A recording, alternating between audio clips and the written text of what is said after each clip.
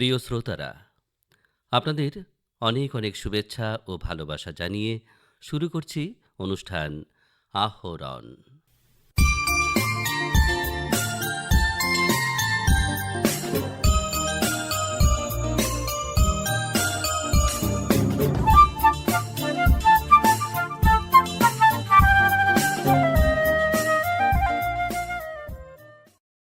বৃষ্টির মরশুম শুরু, আর এতেই এক আতঙ্ক তাড়া করে, এই বুঝি জলবন্দী হয়ে না পড়ি। কিন্তু এই আশঙ্কা দূর করে রাজ্য সরকারের জলসম্পদ বিভাগের শিলচরস্থিত কার্যালয়ের অ্যাসিস্ট্যান্ট এক্সিকিউটিভ ইঞ্জিনিয়ার দেবাশিস আচার্য শহরবাসীকে আশ্বস্ত করে আকাশবাণীকে একান্ত সাক্ষাৎকারে জানান, প্রথম জিনিসটা হলো এবার আমরা আহ, কৃত্রিম বান যেটাকে বলি আরবান ফ্লাডিং, ওইটার জন্য আমরা পদক্ষেপ নিয়েছি যে আমরা এসডিএমএফ হেডে রাঙ্গির খাল আর লঙ্গাই খাল, যেই দুটো খাল আছে আমাদের মেইনলি, ওইটার ডিসিল্টেশন আর ক্লিয়ারিংয়ের জন্য আমরা একটা স্কিম অ্যাপ্রুভ হয়েছে আর অলরেডি কাজ চলছে। মার্চ মাসের 24 তারিখ থেকে কাজটা চলছে। আমরা অলরেডি লঙ্গাই খালের যেটা সারফেস গার্বেজ বলি, যেটা আমরাকে, ওই গার্বেজটা অলরেডি ক্লিয়ার হয়েছে। আর রাঙ্গির খালে সানলিট হসপিটাল, তপবন এরিয়া প্লাস সুভাষনগর এরিয়া, এইটা ডিসিল্টেশনের কাজ চলছে অলরেডি। আর আশা করি এইবার অলরেডি আমাদের পুরো বছরে বৃষ্টি পড়ে অ্যারাউন্ড 3000 mm, তার থেকে অলরেডি 50% এবার পড়ে গেছে, কিন্তু ওই লেভেলের আমরা কৃত্রিম বান দেখিনি। কোনো কোনো জায়গায় বান হয়েছে, আরবান ফ্লাডিং হয়েছে কোনো কোনো জায়গায়, কিন্তু ওইটা হার্ডলি একদিনও পুরো লাগেনি, তার আগেই ওইটা নিষ্কাশিত হয়ে গেছে। আর 2 নম্বর জিনিস হলো যেটা আপনাদের বেতুগান্ধী নিয়ে বেতুগান্ধী যেটা আমাদের প্রকল্প ছিল, এটা বানটা অলমোস্ট কমপ্লিটেড। জাস্ট একটু এলএ ইস্যু আছে ওইখানে, যেটা নিয়ে আজকেও আমরা circle officer, ADC plus as per instruction of DC sir, PWD, agriculture সবাই নিয়ে আমরা ওইটাকে একটা সার্ভে করা হয়েছে। অতি শীঘ্রই একটা প্রপোজাল দেওয়া হবে ফর এলএ। ওইটা হয়ে গেলে ওই প্রকল্পটা একদম 100% কমপ্লিট হয়ে যাবে। কিন্তু আজকের ডেটেও যেই কন্ডিশনে আছে, আমি সবাইকে অ্যাসিওর করতে চাই, আশ্বস্ত করতে চাই যে 2022-এর মতন কোনো সিচুয়েশন বেতুগান্ধী নিয়ে শিলচর শহরে হবে না। We are now in a safe position rather than 2022-এ যেই কন্ডিশন ছিল এটা নিয়ে। আর আরেকটা ব্যাপার যে শহরের জলটা যে নিষ্কাশন হয় ঘাগড়া নদী, হ্যাঁ, সেখানকার স্লুইস গেট নিয়ে একটা বিতর্ক ছিল। সেইখানকার অ্যাকচুয়ালি স্লুইস গেট একটা ছিল বহুত পুরানো, সিঙ্গেল শাটারের স্লুইস গেট ছিল, যেটা 2025-এ আমরা ওইখানে ডাবল শাটার স্লুইস গেট একটা কমপ্লিট করে দিয়েছি। এখন ওইখানে বলতে গেলে 3টা শাটারের কাজ করছে। একটা হলো পুরানো, যেটা সিঙ্গেল শাটার পুরানো ছিল, প্লাস 2টা ডাবল শাটার কাজ করছে সুন্দর মতো, পুরো জল যাচ্ছে। একটা ইস্যু কী হয়, যখন আমরা গেটগুলো বন্ধ করে দিই তখন ওই জায়গাতে জলটা পুরো জমা হয়ে যায়, তখন ডিজাস্টারের তরফ থেকে ওইখানে পাম্প দেওয়া হয়। সো পাম্প আউট দ্য এখন আমি যতটুকু শুনেছি, বোধহয় মিউনিসিপ্যালিটি একটা প্রকল্প নেওয়ার চেষ্টা করছে ওইখানে একটা পার্মানেন্ট পাম্প হাউস বানানোর জন্য। যদি ওইটা হয়ে যায় তাইলে যা বর্তমানে যা একটু প্রবলেম আছে ওইটা অলমোস্ট সলভ হয়ে যাবে। শহরের জমালো জল নিয়ে আপনাদের মানে অ্যাকচুয়ালি কি হয়, যেটা এখানে আমাদের এখন মানে বিশেষ করে লিংক রুটে, মানে হাইলাকান্দি রোড, অম্বিকাপুটি, চার্চ রোড, শিলাংপুর, মানে শ্যামাপ্রসাদ রোড। হ্যাঁ, মানে জিনিসটা কি হয়েছে, আমরা এখন ডিভাইডেড হয়ে গেছে যে যেগুলি খাল আছে, সিঙ্গির খাল, লঙ্গাই খাল, রাঙ্গির খাল, টাউন খাল, ওইগুলি জাস্ট ওয়াটার রিসোর্স দেখবে। বাকি নর্মাল যেগুলো ড্রেন আছে ওইটা পিডাব্লিউডি বা শিলচর মিউনিসিপ্যাল কর্পোরেশন বা বোর্ড যেটা বলেন ওনারা দেখবে। তো আমরা এবার রাঙ্গির খালি, লঙ্গাই খাল, যেটা অলরেডি বললাম যে আমরা ওইটা অলরেডি ক্লিয়ার করেছি। এইবার যেহেতু স্কিমটা নিতে 24 মার্চ হয়ে গেল, তখন এসে বললো আপনাদের ইলেকশনেরও ছিল, ওর জন্য আমরা এটার মধ্যে 2টা জিনিস আছে। একটা হলো সারফেস ড্রেনেজ ক্লিয়ারেন্স, যেটা অলরেডি আমরা করেছি। নেক্সট ফেজে আমরা ডিসিল্টেশন করব, মানে একদম নিচের থেকে এটাকে সাফা করব। হোপফুলি ওইটা হলে, যদি সব ঠিকঠাক থাকে, আমাদের 5-6 বছর শিলচরে অসুবিধা হতে লাগে না ফর দিস থিংস, প্রোভাইডেড, আমি আবার বলছি প্রোভাইডেড, যদি মানুষরা একটু নিজের সিভিক সেন্সটাকে ঠিক না করে। আমি এটা বলার ইয়েটা হলো একদম আপনাকে একদম বলছি, কারণ আমি নিজে যখন দেখেছি এটা সাফা করছি, আমার মানুষরা দিন রাত দাঁড়িয়ে এখানে কাজ করছে, আমরা ছিলাম, প্রশাসনের মানুষরা ছিল, স্টিল মানুষরা আমাদের সামনে এসেই নালাটার মধ্যে জাবরা ফেলে চলে যায়। আমরা যখন ছিলাম, ডিস্ট্রিক্ট অথরিটি ছিল, তখনও যদি এই জিনিসটা করে, তো যখন আমরা থাকি না তাইলে তো ওরা করবেই। তো এটা যদি আমরা সাফা করার পরেও মানুষরা করতে থাকে, তো এটার সলিউশন লাইফে থাকবে না আনটিল অ্যান্ড আনলেস শিলচরের মানুষরা নিজের চিন্তা নিজে না করেন। একটু করতেই লাগবে শিলচর। 5ই জুন ছিল বিশ্ব পরিবেশ দিবস। সমগ্র রাজ্যের সঙ্গে সঙ্গতি রেখে শ্রীভূমি জেলাতেও নানা কার্যসূচির মধ্য দিয়ে জেলার বিভিন্ন সরকারি ও বেসরকারি সংস্থা বৃক্ষরোপণের মাধ্যমে দিনটি পালন করে। আজ এ নিয়ে আসাম বিজ্ঞান সমিতির রাজ্য কমিটির কার্যনির্বাহী সদস্য এবং করিমগঞ্জ কলেজের পদার্থবিজ্ঞানের প্রাক্তন অধ্যাপক ডক্টর নির্মল কুমার সরকার বিশ্ব পরিবেশ দিবস পালনের গুরুত্ব আলোচনা করে এক সাক্ষাৎকারে আমাদের জানালেন, বিশ্ব জলবায়ুর দ্রুত অবনতিতে পৃথিবীর গোটা জীবকুলের অস্তিত্বের সামনেই আজ এক প্রকাণ্ড প্রশ্নচিহ্ন ঝুলছে। এ প্রসঙ্গে জাতিসংঘ মহাসচিব অ্যান্তোনিও গুতেরেসের মন্তব্য, বৈশ্বিক জলবায়ু জরুরি অবস্থায় রয়েছে। পৃথিবীকে তার সহ্য শক্তির সীমার বাইরে ঠেলে দেওয়া হচ্ছে। পৃথিবীর জলবায়ুর প্রতিটি গুরুত্বপূর্ণ সূচক তা আমাদের লাল সংকেতে জানান দিচ্ছে। সঙ্গত কারণেই তাই এবার বিশ্ব পরিবেশ দিবসের প্রতিপাদ্য স্থির হয়েছে প্রকৃতি থেকে অনুপ্রাণিত জলবায়ুর জন্য, আমাদের ভবিষ্যতের জন্য। জাতিসংঘ পরিবেশ কর্মসূচির আওতায় এবার বিশ্ব পরিবেশ দিবসের মূল অনুষ্ঠান আয়োজিত হচ্ছে বাকু শহরে। আয়োজক দেশ আজারবাইজান। জাতিসংঘ এবং আয়োজক দেশের পক্ষ থেকে বিশ্ববাসীকে জানানো হচ্ছে, পৃথিবী তর্ক করে না, এটি কোনো আপোষও করে না, এটি সংকেত পাঠায়। যে সংকেতগুলোর মধ্যে থাকে সমুদ্রপৃষ্ঠের উচ্চতা বৃদ্ধি, ভয়াবহ দাবানল, তাপপ্রবাহ, হিমবাহ গলে যাওয়া। আমরা বলেছিলাম 1.5 ডিগ্রি সেলসিয়াসই হবে ভূ উষ্ণায়নের ঊর্ধ্বসীমা। আজ আমরা তা অতিক্রম করছি। বায়ু দূষণের ফলে প্রতি বছর 70 লক্ষ মানুষ মারা যায়, যাদের অধিকাংশই উন্নয়নশীল বিশ্বের বাসিন্দা। 2020 সালে জলবায়ুগত অভিঘাতের কারণে 3 কোটি মানুষ ঘরবাড়ি ছেড়ে পালাতে বাধ্য হয়েছিল। এই সংখ্যাটা যুদ্ধ ও সহিংসতার কারণে বাস্তুচ্যুত মানুষের সংখ্যার তুলনায় প্রায় 3 গুণ বেশি। 2050 সালের মধ্যে পরিবেশগত সংকটের কারণে বাস্তুচ্যুত মানুষের সংখ্যা 20 কোটি পর্যন্ত হতে পারে। আমাদের বর্তমান জীবনধারা বজায় রাখার জন্য আমাদের 1.6টি পৃথিবীর সমপরিমাণ একটি গ্রহের প্রয়োজন। বর্তমানে উপলব্ধ বাস্তুতন্ত্র আমাদের বর্তমান ধারার চাহিদা মেটাতে অক্ষম। 1850 সাল থেকে বৈশ্বিক তাপমাত্রার সঠিক তথ্য সংরক্ষণ শুরু হয়। শিল্প বিপ্লবের পর থেকে বৈশ্বিক তাপমাত্রা মোট 1 ডিগ্রি সেলসিয়াসের সামান্য বেশি বৃদ্ধি পায়। 1850 থেকে 1975 সাল পর্যন্ত এটি প্রতি দশকে 0.06 ডিগ্রি সেলসিয়াস বৃদ্ধি পায়।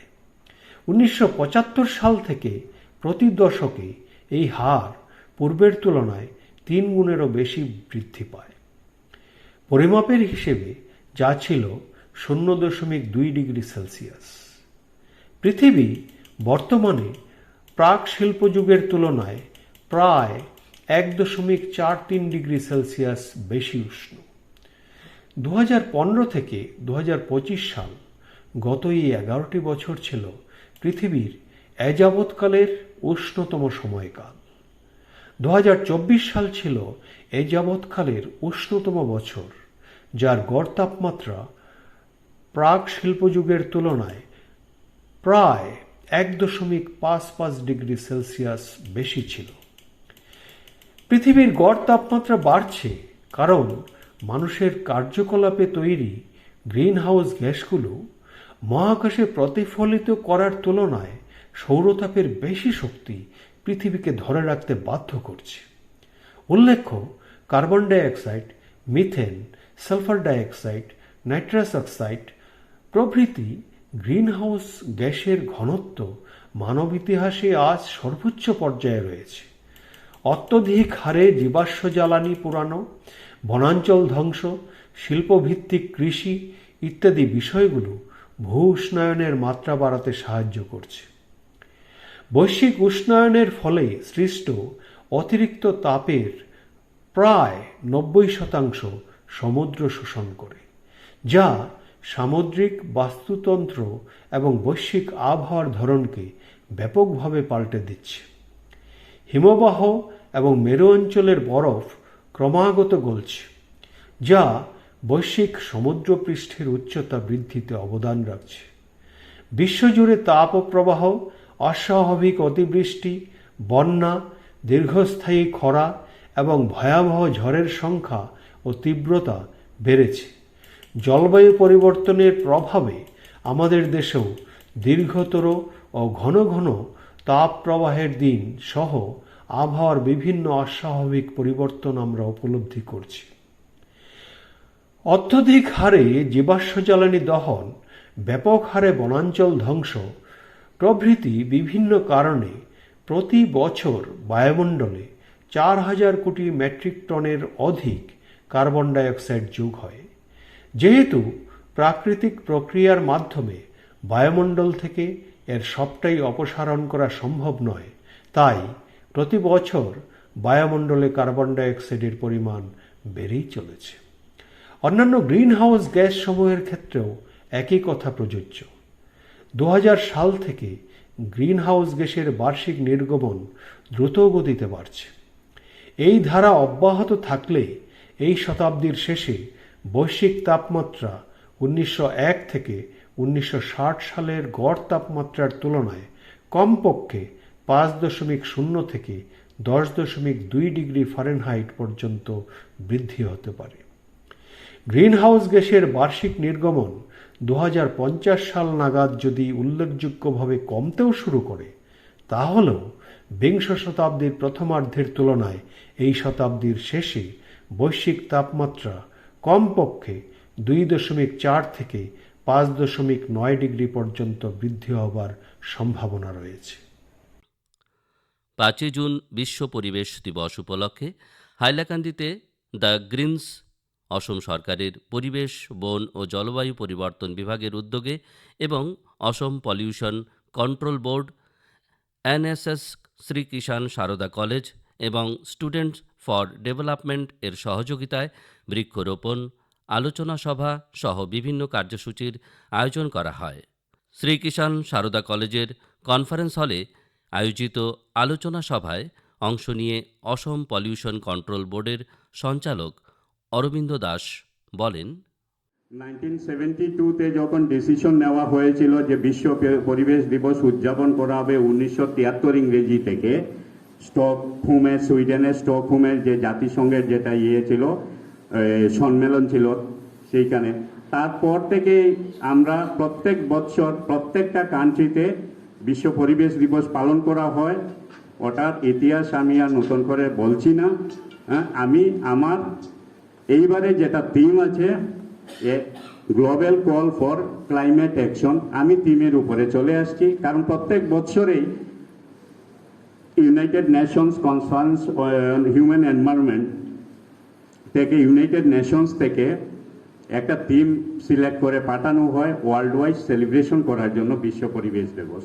সেই তদ্রূপ এইবারও থিম, আর থিমগুলো সিলেকশন এমনভাবে করা হয় আমাদের বর্তমান পরিস্থিতির উপরে বিচার করে থিমগুলো সিলেক্ট করা হয়।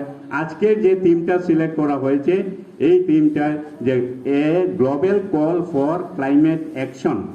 তো এই global call for climate action কেন করা হয়েছে? আমরা সবাই জানি যে গ্লোবাল ওয়ার্মিং আমাদের প্রত্যেকের মুখে মুখে ছড়িয়ে আছে। আমরা একটু গরম পেলেই বলি গ্লোবাল ওয়ার্মিং এর এফেক্ট, আমরা একটু অতি বৃষ্টি হলেই বলি গ্লোবাল ওয়ার্মিং এর এফেক্ট। যে এই যে গ্লোবাল ওয়ার্মিং, এই গ্লোবাল ওয়ার্মিং থেকে আমরা বিশ্ব উষ্ণতা থেকে আমরা কিভাবে মুক্তি পাবো, তার জন্য এইবার এ global call for climate action এই থিমটা দেওয়া হয়েছে। তো আমি যদিও এখানে গ্লোবাল কল বলা হয়েছে, we think globally but act locally. কেন?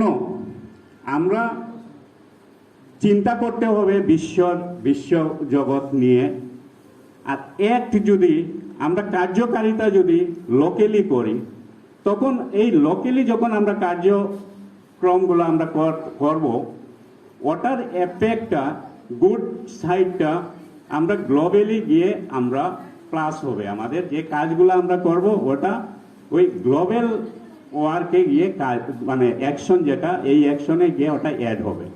তো আমি হাইলাকান্দি ডিস্ট্রিক্ট সম্বন্ধে বলতে যাচ্ছি যে হাইলাকান্দি ডিস্ট্রিক্টে ইন্ডাস্ট্রিয়াল ডেভেলপমেন্ট ততটুক হয়নি। ইন্ডাস্ট্রিয়াল ডেভেলপমেন্ট যদি না হয়, তো ইন্ডাস্ট্রিয়াল ডেভেলপমেন্ট যদি না হয় একটা ডিস্ট্রিক্ট, তখন এয়ার পলিউশনের মাত্রাটাও অনেক কম থাকে। বর্তমানে আমাদের শুধু হাইলাকান্দি ডিস্ট্রিক্ট না, বরাক ভ্যালিতেও এয়ার পলিউশনের মাত্রা যেটা আমরা পরিমাপ করি, এয়ার কোয়ালিটি ইন্ডেক্স গুড কন্ডিশনে আছে। রেইনি সিজনে, আমাদের সামার সিজনে একটু কমই থাকে, ড্রাই সিজনে, উইন্টার সিজনে একটু বেড়ে যায়। আমাদের বেসিক্যালি হাইলাকান্দি ডিস্ট্রিক্টে তেমন ইন্ডাস্ট্রিয়াল ডেভেলপমেন্ট হয়নি, আমি আগেই বলেছি। যা কিছু স্মল স্কেল ইন্ডাস্ট্রি আছে, আগে একটা ইন্ডাস্ট্রি ছিল আমাদের large scale industry, Hindustan paper corporation, 5 গ্রাম পেপার, যেটা কাঁচার পেপার মিল, ওই ইন্ডাস্ট্রিটা বন্ধ হওয়ার পর থেকে হাইলাকান্দি ডিস্ট্রিক্টে তেমন কোনো ইন্ডাস্ট্রি হয়নি। বর্তমানে যে আমাদের হাইলাকান্দি ডিস্ট্রিক্টে আছে, ব্রিকলিন আছে, প্রায় 15 নাম্বারস ব্রিকলিন আছে, 7 নাম্বারস স্টোন ক্রাশার ইন্ডাস্ট্রি আছে। তো এইসব ইন্ডাস্ট্রি থেকে এয়ার পলিউশন যেটা হয়, এটা সিজনাল এয়ার পলিউশন হয়। তো আমাদের প্রত্যেক বছর মনিটরিং করতে আমরা আসি, আসাম পলিউশন কন্ট্রোল বোর্ডের তরফ থেকে মনিটরিং করতে আসি। মনিটরিং করার সাথে সাথে ওইগুলো মনিটরিং রিপোর্ট আমরা শেয়ার করি আমাদের হায়ার অথরিটিকে। আর পলিউশন কন্ট্রোল বোর্ড শুধু ইনস্পেকশন কিংবা মনিটরিং করেও আমরা বসে থাকি না, আমরা সবসময় রিসার্চ ওরিয়েন্টেড কাজ করতে হয়। রিসার্চ ওরিয়েন্টেড কাজ কেন বলছি আমি, দেখুন আপনাদের হয়তো মনে পড়বে, একটা সময় আমাদের আসামে প্লেন শিট দিয়ে ইট ভাটা চলতো, প্লেন শিটের চুঙ্গা লাগিয়ে, যেটার হাইট ছিল 10 to 15 ফিট। আর এখন দেখা যাচ্ছে হাইট 100 ফিট হাইটের চিমনি দেওয়া ইন্ডাস্ট্রি চলছে। তো এটার কারণটা হলো কি, যখন ব্রিকলিন ইন্ডাস্ট্রি চলবে তখন তার কয়লা পুড়াবে, কয়লা পুড়ালে যে ধোঁয়াটা বের হবে, ওই ধোঁয়াটা উপরে চলে যাওয়ার জন্য, অনেক উপরে, যাতে হিউম্যান সেটেলমেন্ট, মানে হিউম্যান হাইটে না থাকে, এফেক্টটা মানুষের মধ্যে তাড়াতাড়ি না পড়ে। এর জন্য আমরা 100 ফিট হাইটের নেওয়া হয়েছে। এরপর আবার দেখা গেছে 2021-এ আবার ওটা মডিফাই করে, অ্যামেন্ডমেন্ট মডিফাই করে, ওটার মধ্যে আরও টেকনোলজি ইউজ করা হয়েছে। যে টেকনোলজিতে বলা হয়েছে যে 100 ফিট হাইট চিমনি দিয়ে ব্রিকলিন চালালেও হবে না, ওটা জিগজ্যাগ কিংবা হাই ড্রাফট টেকনোলজি করতে হবে, যেটার মধ্যে টোটাল বার্ন্ড কয়লা যদি অর্ধেক মানে জ্বলে আর অর্ধেক জ্বলে না, তখন carbon dioxide, carbon monoxide percentage অনেক বেশি থেকে যায়। আর কয়লা যদি টোটাল বার্ন হয় তখন পরিমাণটা কম থাকে। এই হিসাবে করা হয়েছে যে এখন প্রত্যেকটা ইট ভাট্টাকে জিগজ্যাগ টেকনোলজিতে কনভার্ট করতে হবে। ওটা 30 জুন 2026-এর ভিতরে সবাইকে করতে হবে, ম্যান্ডেটরি হয়ে গেছে। তো হাইলাকান্দি ডিস্ট্রিক্টে আমি যা বললাম যে 50টা ইট ভাট্টা আছে, ওই ভাট্টাগুলো যদি কনভার্ট না করে তাহলে নেক্সট ইয়ার ওরা চালাতে পারবে না, অ্যাজ পার গভর্নমেন্ট গাইডলাইন। এটা গেল এয়ার পলিউশনের একটা সাইড। এখন আমি আসছি ওয়াটার পলিউশন। আমরা ওয়াটার পলিউশনের জন্য হাইলাকান্দি ডিস্ট্রিক্টের আমাদের সিলেক্টেড কিছু স্পট আছে। বরাক রিভারের 5 গ্রাম, বরাক রিভার থেকে আমরা প্রত্যেক মাসে আমাদের মনিটরিং প্রোগ্রাম থাকে।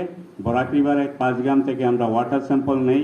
এই ওয়াটার স্যাম্পলটা আমরা আমাদের শিলচর ল্যাবরেটরিতে কিছু শিলচর যেটা আসাম পলিউশন কন্ট্রোল বোর্ডের ল্যাবরেটরি আছে, ওই ল্যাবরেটরিতে টেস্ট করা হয়, কিছু প্যারামিটার টেস্ট করা হয়।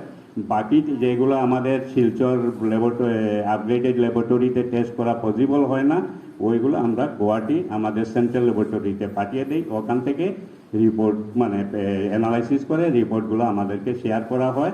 যদি দেখা যায় কোনো এফেক্টিভ থাকে কিংবা মেজর কোনো ইস্যুস থাকে, তখন আমরা ওটাকে সোর্সটা খুঁজে যে কিসের জন্য হচ্ছে তার উপরে আমরা কাজ করি। তো আমরা হাইলাকান্দি ডিস্ট্রিক্টের 5 গ্রামে একটা sample point water sample collection Barak river থেকে আছে। কাটাকাল এট মাটিজুরি মানে ডাউনস্ট্রিম অফ কাটাকাল এট মাটিজুরিতে আমাদের একটা স্টেশন আছে। এরপর সনবিল, ওটা করিমগঞ্জে পড়ে গেছে, সনবিলের একটা পয়েন্ট আছে। Pond water from Ramakrishna mission at হাইলাকান্দিতে রামকৃষ্ণ মিশন যে আছে টাউনের মধ্যে, ওই রামকৃষ্ণ মিশনের পন্ড থেকেও আমরা প্রত্যেক মাসে একটা ওয়াটার স্যাম্পল কালেকশন করি। দোলেশ্বরী রিভার এট ইমার্শন ঘাট হাইলাকান্দি, এরপর চাতলা লেক। তো এইসব জায়গা থেকে আমরা স্যাম্পল কালেকশন করি। এখন পর্যন্ত কোনো মানে বাজে রিপোর্ট আমাদের কাছে এখন পর্যন্ত আসেনি। কিন্তু আজকের এই সভায় আমি কিছু জিনিস তুলে ধরতে চাই, কারণ হাইলাকান্দি ডিস্ট্রিক্টে সলিড ওয়েস্ট ম্যানেজমেন্টের উপরে আমাদের গভর্নমেন্টের তরফ থেকে বেশ কয়েকবার মানে পজিশনও পেয়েছে। তো সলিড ওয়েস্ট ম্যানেজমেন্টের শুধু হাইলাকান্দি মিউনিসিপ্যাল কর্পোরেশন না, হাইলাকান্দি ডিস্ট্রিক্টে 2টা কর্পোরেশন মিউনিসিপ্যাল বোর্ড আছে, মিউনিসিপ্যাল কর্পোরেশন না, municipal board, Hailakandi municipal board এবং লালা মিউনিসিপ্যাল বোর্ড। তো as per municipal board, Hailakandi municipal board records, per day আমরা সলিড ওয়েস্ট জেনারেট হয় হাইলাকান্দি টাউনে 7 মেট্রিক টন, আর লালা মিউনিসিপ্যাল বোর্ডের পার ডে জেনারেট হয় 3 মেট্রিক টন। তো হাইলাকান্দি আমি কেন বলছি সলিড ওয়েস্টে, আমি কেন মানে আমার স্পিচটা করে নিয়ে আসলাম, কারণ সলিড ওয়েস্ট আমরা যত ভালো করে প্রসেস করব, সাইন্টিফিক ওয়েতে ডিসপোজ করব, আমরা এয়ার পলিউশনের সমস্যা থেকে বাঁচতে পারবো। ইভেন দ্যাট আমরা ওয়াটার পলিউশন থেকেও বাঁচার আছে। আমি বলছি যে ওয়াটার পলিউশন কিভাবে হয় আর এয়ার পলিউশন কিভাবে হয়, সলিড ওয়েস্ট যদি আমরা সাইন্টিফিক্যালি যদি মানে না করতে পারি, ডিসপোজ না করি, তাহলে কিভাবে আমরা এয়ার পলিউশনের সম্মুখীন হব কিংবা ওয়াটার পলিউশনের সম্মুখীন হব। তো আমাদের হাইলাকান্দি ডিস্ট্রিক্টের কুচিলা ভিলেজের পাশেই ডাম্পিং ইয়ার্ড আছে, যেটাতে আমাদের শহরের সব ময়লা যায়, শহরের আবর্জনা সব ডাম্প করা হয়। বর্তমান যেটা আমাদের সলিড ওয়েস্ট ম্যানেজমেন্ট রুলস আছে 2026, ওটা এফেক্ট ফ্রম 1 এপ্রিল 2026 থেকে এফেক্ট করার জন্য বারবার প্রেশার দেওয়া হচ্ছে। আমার সিও ম্যাডামের সঙ্গেও আমি 2-1বার ফোনে কথা হয়েছে, আমরা ভিডিও কনফারেন্স মিটিংও অ্যাটেন্ড করেছি সেন্ট্রাল পলিউশন কন্ট্রোল বোর্ডের সঙ্গে। তো এই যে সলিড ওয়েস্ট ম্যানেজমেন্ট রুলস, এই রুলসে যে জিনিসগুলো বলা হয়েছে, ওটা যদি সত্যি আমরা যদি ইমপ্লিমেন্ট করতে পারি, সুন্দরভাবে আমরা সিটিজেনরা যদি মানতে পারি, তাহলে আমাদের শহর খুব সুন্দর পরিবেশের মধ্যে আমরা বাঁচতে পারবো।